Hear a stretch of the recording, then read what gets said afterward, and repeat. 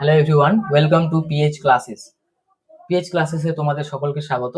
আজকে পিএইচ ক্লাসেসের আমাদের third lecture life science foundation ব্যাচের। এর আগের লেকচারে আমরা জানলাম যে ক্রোমোজোমের রাসায়নিক গঠন সম্পর্কে, তাই না?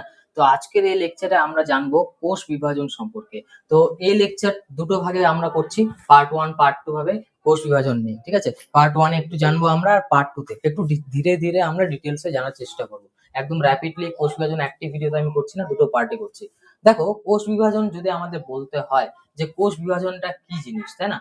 তাহলে কি জিনিস কোষ বিভাজন? দেখো, আমরা সবাই জানি যে কি না, একটি ধরো এটা কোষ, এই কোষটি যখন ধীরে ধীরে বড় হয়, বড় হয়ে তারপর কি হয়, এখান থেকে দুটো অপত্য কোষ তৈরি হয়। তো একটি কোষ, এই কোষটি বিভাজিত হয়ে কি করবে না, দুটো কোষ তৈরি করবে, তাই না? তো এইভাবে করে আমাদের কিনা কোষ বিভাজনটা হয়। দেখো, তোমরা লক্ষ্য করেছো, যখন আমাদের কোনো জায়গা কেটে যায় বা কোনো একটা গাছ, সেটা কি করে, একটা গাছ সে ধীরে ধীরে সে কি করে, গাছটি বাড়তে থাকে, বাড়তে থাকে। তো ধীরে ধীরে গাছটি কি হয়, বাড়ে, তাই না? ধীরে ধীরে বাড়ে। তো এই গাছটি বাড়ার কারণ কি, বা কোনো একটা শিশু সে ছোট থেকে বড় হতে হতে ধীরে ধীরে অনেকটাই বড় হয়ে যায়, এর কারণটা কি? এর কারণটাই আমাদের কিনা কোষ বিভাজন। এর কারণটাই কি আমাদের, এই যে এই কোষ বিভাজন। ঠিক আছে, এই কোষ বিভাজনটা কিভাবে হয়? এই দেখো, একটা কোষ, এই কোষটা যখন বড় হবে, ম্যাচিওর হয়ে যাবে, পরিণত হয়ে যাবে, তখন এই কোষ থেকে বিভিন্ন অপত্য কোষ তৈরি হয়। আর এই কোষগুলো থেকে আবার বিভিন্ন অপত্য কোষ তৈরি হবে।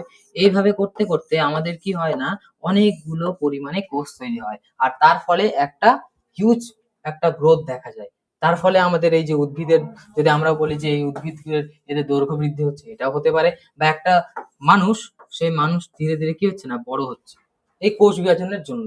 ঠিক আছে, কোষ কিভাবে বিভাজিত হয়, কোষ বিভাজন কিভাবে ঘটে, কোষ বিভাজনে কি কি পর্যায় রয়েছে, তাই না? একটি কোষ থেকে কিভাবে অন্যান্য কোষগুলো তৈরি হয়, সেই সম্পর্কে আজকে আমাদের ক্লাস। দেখো, প্রথমে আমাদের জানতে হবে যে কোষ বিভাজন এই জিনিসটা কি, যে কোষ বিভাজন আমরা কাকে বলবো, তাই না? দেখো, কি বলেছে, যে যে পদ্ধতিতে মাতৃকোষের নিউক্লিয়াস ও সাইটোপ্লাজম, কোনটা নিউক্লিয়াস, একটা কোষ, কোষের মাঝখানে নিউক্লিয়াস থাকে, আর এই যে ম্যাট্রিক্স, সেটাকে আমরা সাইটোপ্লাজম বলি, তাই না? এই সাইটোপ্লাজম বিভাজিত হয়ে একটি অপত্য কোষের সৃষ্টি করে।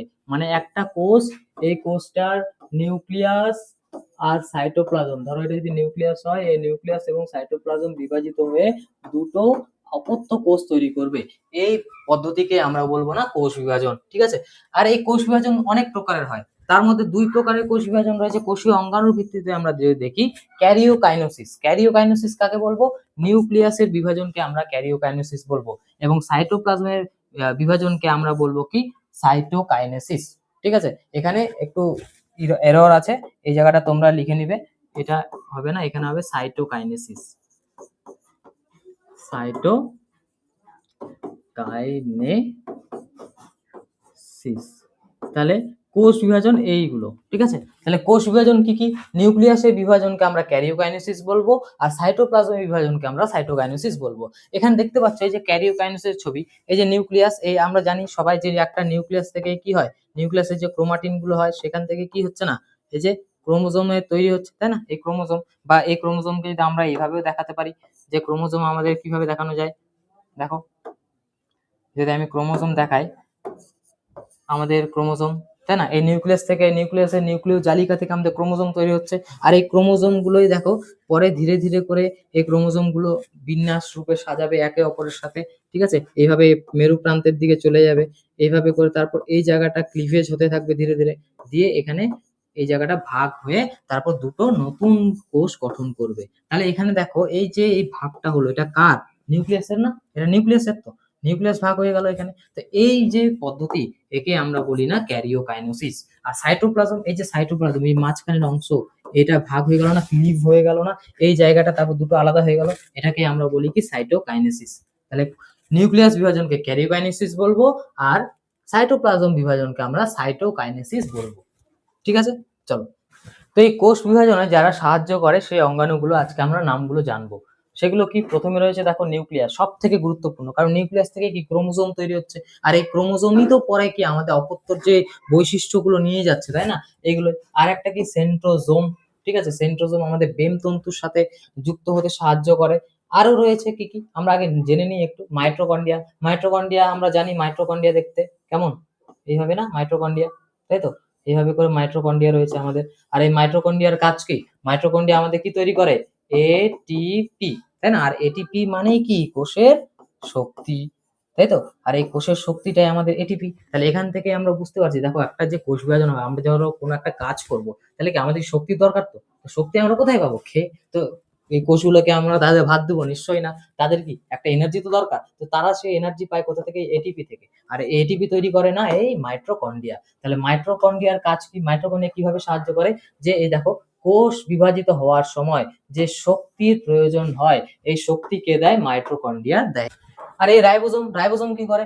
রাইবোজোম কি করে দেখো, ইন্টারফেস দশায়, আমরা রাইবোজোম মানে জানি প্রোটিন, প্রোটিন সিনথেসিস করবে। তো এই ইন্টারফেস দশায় রাইবোজোম কি করবে? প্রোটিন সংশ্লেষ ঘটাবে, প্রোটিন সিনথেসিস করবে। আর এর ফলে কি হবে? বিপাক ক্রিয়া নিয়ন্ত্রণ হবে। ফলে কোষের যে বিপাক ক্রিয়া, ঠিক আছে, সেগুলো নিয়ন্ত্রণ হয়। আর সাইটোপ্লাজমে পরিমাণ অনেকটা বেড়ে যাবে, এর ফলে কোষ বিভাজনের জন্য প্রস্তুত হয়ে যাবে। ঠিক আছে, এই হচ্ছে রাইবোজোম আর আমাদের মাইটোকন্ড্রিয়ার গুরুত্ব কোষ বিভাজনের ক্ষেত্রে। এবার যদি আমরা দেখি নিউক্লিয়াস, দেখো নিউক্লিয়াস, নিউক্লিয়াস মানে আমরা জানি নিউক্লিয় জালিকা। এই নিউক্লিয় জালিকা থেকে কি হয়? এখান থেকে ক্রোমাটিড গুলো তৈরি হয়, যে ক্রোমাটিড, ক্রোমোজোম এগুলো তৈরি হয়, তাই না? আর এখানে যখন দেখো, যখন আমাদের কোষ বিভাজনটা হয় কিনা, এই কোষ বিভাজন হওয়ার সময় একটা জিনিস মনে রাখবে, কোষ বিভাজন হওয়ার সময় যখন কোষ বিভাজন শুরু হয়, তখন এই যে কোষের মধ্যে তো নিউক্লিয়াস বাদ দিয়েও তো অনেক কিছু থাকে। ধরো সেন্ট্রিওল থাকতে পারে, এখানে ভ্যাকুওল থাকতে পারে, তাই না? এগুলো কি হয়? তারা প্রান্তের দিকে সরে যায়। আর এই ভ্যাকুয়াল, গলগি বডিস এগুলো যেগুলো রয়েছে, ইয়ার, এগুলো কি হয়? ছোট ছোট ভেসিকেলে তৈরি হয়, ছোট ছোট ভেসিকেলে তৈরি হয়, ছোট ছোট ভেসিকেল তৈরি হয়, এগুলো ধীরে ধীরে মানে বিনষ্ট হয়ে যায়। ঠিক আছে, তারপর আবার তারা পুনরায় চলে আসে। কিন্তু নিউক্লিয়াসটা থেকে ক্রোমাটিড জালিকা বা ক্রোমোজোম তৈরি হয়। আর কি না, এই যে সেন্ট্রোজোম, এরা কি করে? প্রান্তে চলে যায়, মেরুর দিকে। কোথায়? মেরুর দিকে। মানে এটা যদি কোষ হয়, এই জায়গাগুলোতে তারা, এই সেন্ট্রোজোম গুলো চলে যায়। ঠিক আছে, এখানে। আর এদেরকে ঘিরে রাখে কি? অ্যাস্ট্রাল রশ্মি। আর এগুলো থেকেই ধীরে আমরা দেখতে পাবো কি হবে না, এইভাবে করে যখন রশ্মিটা তৈরি হবে, এখানে কে? এই ক্রোমোজোম গুলো এখানেই লেগে লেগে তারা কি করবে? কোষ বিভাজনের সময় তারা এই যে মেরুবর্তী চলন, এই যে আমাদের বেমতন্তু, এই এখান থেকে তৈরি হয়। কিভাবে কোষ বিভাজনে সাহায্য করছে দেখো, ইউক্যারিওটিক কোষে ক্রোমোজোম ধারণ করে এরা। আর এই ক্রোমোজোম আমরা কোথা থেকে পাই? নিউক্লিয়াসের মধ্য থেকে। আর এখানে ডিএনএ থাকে, আর ডিএনএটা কি হয়? রেপ্লিকেট হয়, প্রতিলিপিকরণ হয়। আর এই ডিএনএ এর পরিমাণ কি হয়ে যায়? এখানে দ্বিগুণ হয়ে যায়। ধরো 2C ডিএনএ যদি থাকে, এই নিউক্লিয়াসের ডিএনএটাই হয়ে যাবে কি? 4C। আমরা পড়বো সিনথেসিস দশায়, এস ফেজে, এস দশায় এই কাজটা হয়। এবার কোষ বিভাজন ঘটে এখানে এর ফলে। আর এই যে নিউক্লিয় পর্দা, এই নিউক্লিয় পর্দার কি হয়? অবলুপ্তি ঘটে, এবং পুনরায় আবার কোষ বিভাজনের সময় বিভিন্ন দশার এর সূচনা করে কে? এই নিউক্লিয়াস। তার জন্য এই নিউক্লিয়াসটা আমাদের খুবই গুরুত্বপূর্ণ। যে নিউক্লিয়াস থেকে আমরা দেখতে পাচ্ছি যে বিভিন্ন ক্রোমোজোম বা বিভিন্ন গঠনগুলো যেগুলো তৈরি হয়, এটা কার? নিউক্লিয়াস না থাকলে তো হবে না। আর একটা কোষ থেকে আরেকটা কোষ তৈরি হবে, তো আমার তো মেন কাজ কি? ডিএনএ কে ট্রান্সফার করা, তাই না? তো ডিএনএ কার থেকে যাবে? এই নিউক্লিয়াস থেকে। তো এটাই। এবার সেন্ট্রোজোম আর মাইক্রোটিউবিউল, মাইক্রোটিউবিউল আর সেন্ট্রোজোমটা কি? দেখো, প্রাণী কোষে যে সেন্ট্রোজোম থাকে, সেই সেন্ট্রোজোম মাইক্রোটিউবিউল দ্বারা গঠিত হয়। আর এই যে অ্যাস্ট্রাল রশ্মি, এই দেখো এটা হচ্ছে অ্যাস্ট্রাল রশ্মি, এই যে রশ্মিগুলো দেখতে পাচ্ছ, এগুলো হচ্ছে অ্যাস্ট্রাল রশ্মি। আর এটা যখন যুক্ত হয় এখানে, এটাই পরে তখন কি তৈরি করে না? বেম তন্তু তৈরি করে। কি তৈরি করে? বেম তন্তু তৈরি করে। বোঝা গেল? এখান থেকে বেম তন্তু তৈরি হয়। আর এই যে একটু মনে রাখবে যে এই উদ্ভিদ কোষে কিন্তু কোনো সেন্ট্রোজোম থাকে না, উদ্ভিদ কোষে কোনো সেন্ট্রোজোম থাকে না। ঠিক আছে, তার জন্য এই যে উদ্ভিদ কোষকে আমরা বলি অ্যানাস্টাল স্পিন্ডল। ঠিক আছে, অ্যানাস্টাল স্পিন্ডল আমরা বলি কাকে? উদ্ভিদ কোষকে। কিন্তু প্রাণী কোষে যেহেতু সেন্ট্রোজোম থাকে, ঠিক আছে, তার জন্য এই স্পিন্ডল বা বেমতন্তুকে বলা হয় সেন্ট্রিওলার বা অ্যাস্ট্রাল স্পিন্ডল। কারণ কি? এই যে অ্যাস্ট্রাল রশ্মি থেকে হচ্ছে, এই যেখানে দেখো অ্যাস্ট্রাল রশ্মি থেকে প্রাণী কোষের ক্ষেত্রে, কিন্তু উদ্ভিদ কোষে থাকছে না বলে একে আমরা বলছি কি? অ্যানাস্ট্রাল, অ্যাস্ট্রাল, অ্যানাস্ট্রাল। আর একটা হচ্ছে সেন্ট্রিওলার বলা হয় অ্যাস্ট্রালটাকে আবার। ঠিক আছে, তাহলে এই হচ্ছে আমাদের অঙ্গাণুগুলোর গুরুত্ব। এবার চলো আমরা জানি যে কোষ বিভাজনের তাৎপর্য কি, কোষ বিভাজন আমাদের কেন দরকার হবে, কোষ বিভাজন কেন করবে একটা কোষ? কি? বৃদ্ধি। বৃদ্ধি কি? একটা ছোট থেকে বড় হচ্ছে কোনো একটা বস্তু, কোনো একটা প্রাণী, সরি। আর তাছাড়াও কোনো একটা উদ্ভিদ বা কোনো একটা ক্ষতস্থান, এগুলো বড় হতে পারে, তো ধীরে ধীরে বড় হবে। তো একটা জিনিস বড় হতে হতে কখন বড় হবে? তার ভেতরে যে অংশগুলো রয়েছে সেগুলো যখন বৃদ্ধি পাবে, তাহলে আমাদের ভেতরে যে কোষগুলো রয়েছে, কোষগুলো যখন বৃদ্ধি পাবে, তো তখনই আমাদের গ্রোথটা হবে। তো এই কোষ বিভাজনের সময় কি হয়? যে নতুন আপত্য কোষ সৃষ্টি হয়। এর ফলে এই যে বহুকোষী অনেক আমাদের জীবদেহের ক্ষেত্রে কি হয়, সামগ্রিক বৃদ্ধি ঘটে। ঠিক আছে। প্রজনন, অনেক যারা অনুন্নত যেমন অ্যামিবা, ইস্ট, প্যারামেসিয়াম এরা যারা রয়েছে, এরা কি করে না, এই কোষ বিভাজনের সাহায্যে তারা অঙ্গজ জনন করে। ঠিক আছে, তারা কি করে না, অঙ্গজ জনন করে। ধরো এটা যদি একটা অ্যামিবা হয়, এ কি করবে, কোষ বিভাজন করে এ আর একটা অ্যামিবা তৈরি করবে। বোঝা গেল? তাহলে কি, জনন করলো, নিজের সংখ্যা বৃদ্ধি করলো। তো এ হচ্ছে কি প্রজনন। এবার ক্ষয়পূরণ, ধরো কারো কোনো একটা অংশ কেটে গেছে, ক্ষতিপূরণ, সেখানে কোষগুলো কি হয়, জোড়া লেগে যায়। এই জায়গায় কি কিভাবে কোষ আসলো, হাওয়া দিয়ে তো আসেনি, তাই না? তাহলে এখানে ধুলো লেগে জমেছে না, এখানে কি কোষগুলো ধীরে ধীরে ধীরে ধীরে বৃদ্ধি পাচ্ছে। তাহলে এই যে উদ্ভিদে কোনো কারণে সৃষ্ট কোনো ক্ষত স্থান বা মৃত কোষগুলি কোষ বিভাজনে উৎপন্ন সজীব অপত্য দ্বারা কি হয়, পুনঃস্থাপিত হয়, প্রতিস্থাপিত হয়। আর এর ফলে কি হয় না, এই ক্ষতি স্থান পূরণ ঘটে এবং সমগ্র অঙ্গের কি হয়, পুনর্গঠন হয়। ঠিক আছে। এবার ভেদ বা প্রকরণ খুবই ইম্পর্টেন্ট। এই যে মিওসিস কোষ বিভাজন রয়েছে, এখানে আমরা দেখব যে ভেদ বা প্রকরণ জিনিসটা, ভ্যারিয়েশন, মিউটেশন, এই জিনিসটা আমরা এখানে দেখতে পাবো। একটা ক্রোমোজোম, ধরো এই দুটো ক্রোমোজোম, ঠিক আছে, এই ক্রোমোজোমের বৈশিষ্ট্য আলাদা, এই ক্রোমোজোমের বৈশিষ্ট্য আলাদা। এর ফলে অনেক সময় দেখা যাবে কি, এখান থেকে যে ক্রোমোজোমটা তৈরি হচ্ছে, তার ক্ষেত্রে আমরা দেখব যে এখানে কিছু অংশে আমরা দেখব যে এখানে এই বৈশিষ্ট্যটাও চলে আসছে।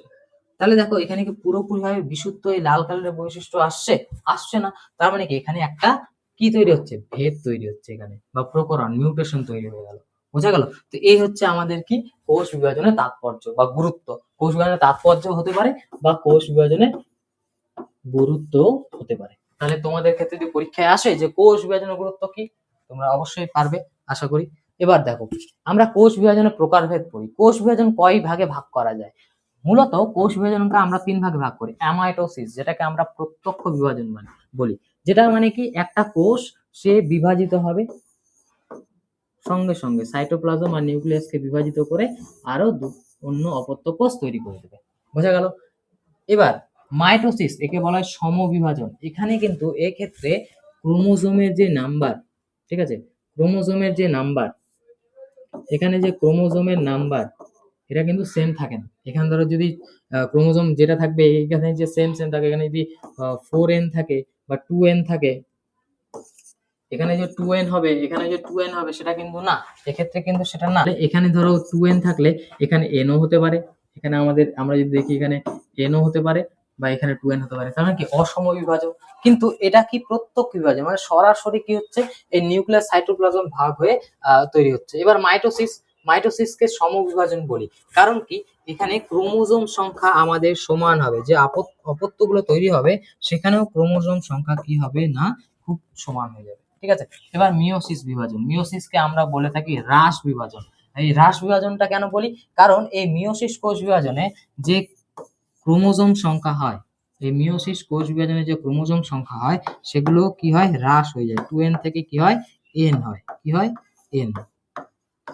বোঝা গেল? তাহলে এই হচ্ছে আমাদের কোষ বিভাজনের 3 ধরনের যে কোষ বিভাজন রয়েছে, একটা অ্যামাইটোসিস প্রত্যক্ষ বিভাজন, মাইটোসিস সমবিভাজন, আর একটা হচ্ছে মিওসিস। আচ্ছা, এবার আমরা আসি অ্যামাইটোসিসে। অ্যামাইটোসিসে দেখো একটা নিউক্লিয়াস কি হবে, প্রথমে নিউক্লিয়াসটি মাতৃকোষে, নিউক্লিয়াসটি কি হবে, এ, তার আগে একটা জিনিস বলে দিই, যে এই যে আমাদের মাইটোসিস হয়েছে না, এটা হয় কোথায়, দেহ কোষে, দেহ কোষ। আর এই যে হ্রাস বিভাজন মিওসিস, এটা হয় জনন কোষে, জনন কোষে। ঠিক আছে। তাহলে মিওসিস হয় জনন কোষে আর মাইটোসিস হয় দেহ কোষে। এবার দেখো এই যে অ্যামাইটোসিস, এটা কিভাবে গঠিত হচ্ছে। অ্যামাইটোসিসে দেখো এই যে একটা নিউক্লিয়াস রয়েছে না, এই নিউক্লিয়াসটা কি হবে, ধীরে ধীরে একটা ডাম্বল শেপ নিচ্ছে। এবার ধীরে ধীরে ডাম্বল শেপ নেওয়ার পর এই যে সাইটোপ্লাজম গুলো সংকুচিত হয়ে আসবে ভেতরের দিকে, এইভাবে করে এই সাইটোপ্লাজম সংকুচিত হয়ে আসার পরে তারপরে কি হবে, সেটা মাঝ বরাবর ক্লিভেজ হয়ে গিয়ে অপত্য কোষ তৈরি করবে। তাহলে এটা হচ্ছে প্রত্যক্ষ বিভাজন। এখানে কোনো ক্রোমোজোম গঠিত হলো না, কিছুই না, সরাসরি নিউক্লিয়াস আর সাইটোপ্লাজম কি হলো, বিভাজিত হলো। তাহলে দেখো কোষ বিভাজনের যে পদ্ধতিতে মাতৃকোষের নিউক্লিয়াস এবং সাইটোপ্লাজম বেম বা স্পিন্ডল গঠন ও নিউক্লিয় পর্দার অবলুপ্তি ছাড়াই একসঙ্গে সরাসরি বিভাজিত হয়ে দুটি অপত্য তৈরি করে, সেটাকে বলবো কি আমরা অ্যামাইটোসিস। এবার দেখো অ্যামাইটোসিসের বিভাজন, কি করে হয়? এটা যেহেতু সরাসরি বিভাজন হয় তাই আমরা একে প্রত্যক্ষ বিভাজন বলে থাকি। দেখো এক্ষেত্রে কি হচ্ছে, নিউক্লিয়াসটি প্রথমে লম্বা আকৃতির নেয়, এখানে দেখতেই পাচ্ছ এই যে ডাম্বেল শেপ নিচ্ছে, লম্বা আকৃতি নিচ্ছে। এরপরে কি হয়, নিউক্লিয়াসের মধ্যস্থ খাঁজ যেটা সৃষ্টি হচ্ছে, এই খাঁজটা, এই যে নিউক্লিয়াস মধ্যস্থ যে খাঁজ, এই খাঁজের অনুকরণে এই সাইটোপ্লাজমও কি হয় না একটা খাঁজ তৈরি করে। আর এই খাঁজটাই পরে কি হয়, ক্লিভেজ হয়ে এই একে অপরের সাথে মিলে গিয়ে কোষ পর্দার মাঝখানে মিলে গিয়ে একটা নতুন অপত্য কোষ কি করে, সৃষ্টি করে। বাস এটাই হচ্ছে আমাদের অ্যামাইটোসিস। বোঝা গেল, খুবই সোজা জিনিস। তো এরা কারা করে, প্যারামেসিয়াম, যেখানে একটা দেওয়া আছে প্যারামেসিয়ামের আমাদের অ্যামাইটোসিস পদ্ধতি। দেখো এই যে নিউক্লিয়াসটা কি হলো, এখানে ডাম্বল শেপ নিয়ে নিচ্ছে, এরপরে ধীরে ধীরে এই জায়গায় সংকুচিত হয়ে গিয়ে তারপরে এই যে একটা দুটো প্যারামেসিয়াম তৈরি হলো, তাই না? তো মনে রাখবে নিম্ন শ্রেণীর যে জীবগুলো রয়েছে তাদের ক্ষেত্রে এই অ্যামাইটোসিস কোষ বিভাজন বা এই যে কোষ বিভাজন তার ক্ষেত্রে কি করে, তারা জনন সম্পন্ন করে। আমরা পড়েছিলাম যে কোষ বিভাজনের একটা গুরুত্বপূর্ণ তাৎপর্য হচ্ছে কি জনন, প্রজনন। এবার দেখো অ্যামাইটোসিস কোথায় ঘটে, ব্যাকটেরিয়ার দেহে ঘটে থাকে, প্রোটোজোয়ায় দেখে থাকে আমরা অ্যামিবা এবং প্যারামেসিয়াম। এছাড়া ছত্রাকের মধ্যে আমরা যদি দেখি ইস্টের ক্ষেত্রেও যদি আমরা দেখি, ইস্টে একটা বার্ড ফর্মেশন হয়, তারপরে এখান থেকে একটা নতুন ইস্ট তৈরি হয় এইভাবে, তাই না? তো এটা আমরা জানি, অনেকেই হয়তো আমরা পড়েছি বা পড়বো আমরা আগে। তো উদাহরণগুলো একটু দেখে নিই। ঠিক তেমনি শৈবাল যেমন কারা, এদের ক্ষেত্রে কি হয় না, এই অ্যামাইটোসিস পদ্ধতিটা ঘটে থাকে। এবার এর গুরুত্ব কি, দেখো অ্যামাইটোসিস খুব কম সময়ে অধিক সংখ্যক কি হয়, নিম্ন শ্রেণীর ক্ষেত্রে এরা কি করে, প্রজনন করে। আর খুব কম সময়ে দ্রুত কোষ বিভাজন হয়, কি না, দ্রুত কোষ বিভাজন হচ্ছে। বোঝা গেল? এরপর চলো আসে আমরা মাইটোসিস।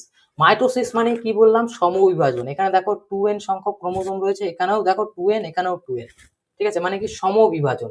মাতৃকোষে যে ক্রোমোজোম সংখ্যা সেটাই অপত্য কোষে ক্রোমোজোম সংখ্যা হচ্ছে। কিন্তু এখানে বেশ কিছু কিনা আমাদের কয়েকটি ধাপে ধাপে হয়, সেগুলো সম্পর্কে আমরা জানবো। দেখো মাইটোসিস কাকে বলে, যে পরোক্ষ বিভাজন পদ্ধতিতে দেহ মাতৃকোষের নিউক্লিয়াস, ক্রোমোজোম এবং সাইটোপ্লাজম কয়বার, একবার মাত্র বিভাজিত হবে। আর এই বিভাজিত হয়ে সম আকৃতির সমসংখ্যক ক্রোমোজোম বিশিষ্ট ভিভিআই লাইন, সমসংখ্যক ক্রোমোজোম বিশিষ্ট সমগুণ সম্পন্ন দুটি অপত্য কোষ তৈরি করে। একেই আমরা বলি কি, মাইটোসিস। মনে রাখবে মাইটোসিস কোষ বিভাজন সবসময় দেহ মাতৃকোষ হয়, বডি সেলে, স্টেম সেলে।